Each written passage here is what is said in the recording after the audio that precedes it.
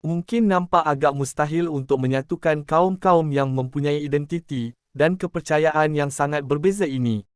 Tapi bayangkan jika negara-negara Asia Tenggara terpaksa bersatu di masa hadapan, menjadi satu negara yang bernama ASEAN. Apa akan jadi kepada negara ini? Adakah ia akan menjadi negara terhebat atau negara termundur? Asia Tenggara dipecahkan kepada 10 negara berbeza, dipenuhi dengan berbagai etnik dan berbagai agama. Negara-negara Asia Tenggara juga ada menubuhkan pertubuhan yang disebut sebagai ASEAN, untuk menggalakkan kerjasama antara kerajaan dari segi politik dan ekonomi di Asia Tenggara. Dan kerana itulah kita akan menamakan negara ini sebagai ASEAN. Jadi, mari kita lihat kehebatan negara yang bernama ASEAN ini. Dalam video ini kita akan bincangkan tentang ekonomi, populasi, agama, bahasa dan keluasan untuk negara ASEAN. Populasi. Seperti yang kita tahu, Asia Tenggara dipenuhi dengan negara-negara padat penduduk, jadi dengan menggabungkan semua negara ini, populasinya mesti akan menjadi antara yang terbesar dunia. Populasi terbesar di Asia Tenggara adalah Indonesia yang seramai 270 juta dan yang paling sedikit ialah Brunei iaitu 300,000 orang. Dan setelah digabungkan 10 negara ASEAN ini, penduduknya adalah seramai 660 juta orang. Sekaligus mengalahkan jumlah penduduk Amerika Syarikat, ASEAN akan menjadi negara nombor 3 paling berpopulasi selepas China dan India. Keluasan. Negara ASEAN akan mempunyai keluasan seluas 4.6 juta kilometer perskuar, sekaligus menjadi negara ketujuh terbesar dunia, mengalahkan India. Dengan negeri terbesarnya adalah Indonesia, dan negeri terkecil adalah Singapura. Walaupun sangat luas, tetapi dengan penduduk yang seramai 660 juta orang ini, peratus kepadatan penduduknya hampir sama dengan kepadatan di negara China. Jadi, di negara seluas ini, di manakah ibu kota negara ASEAN?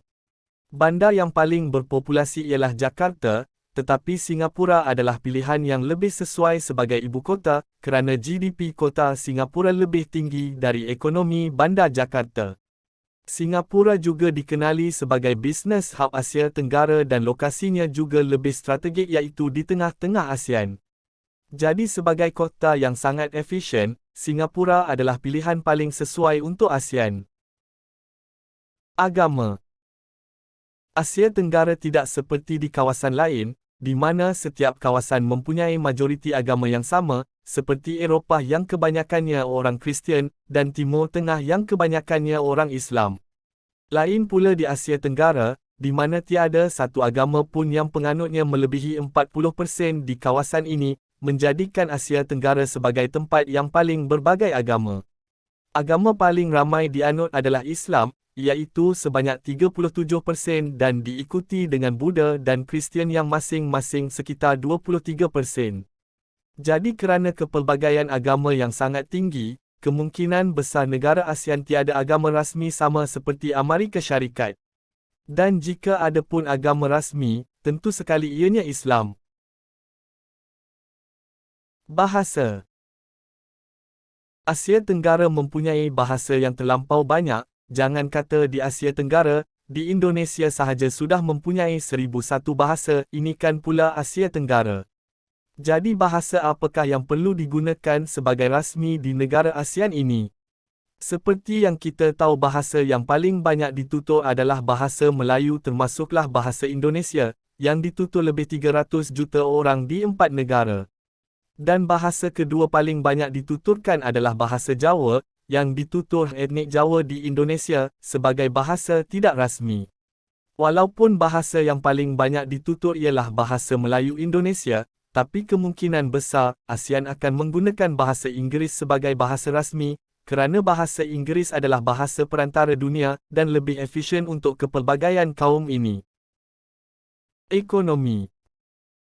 Dengan rakyat seramai 660 juta, iaitu yang ketiga terbesar dunia, mustahil untuk ASEAN menjadi kuasa kecil sahaja.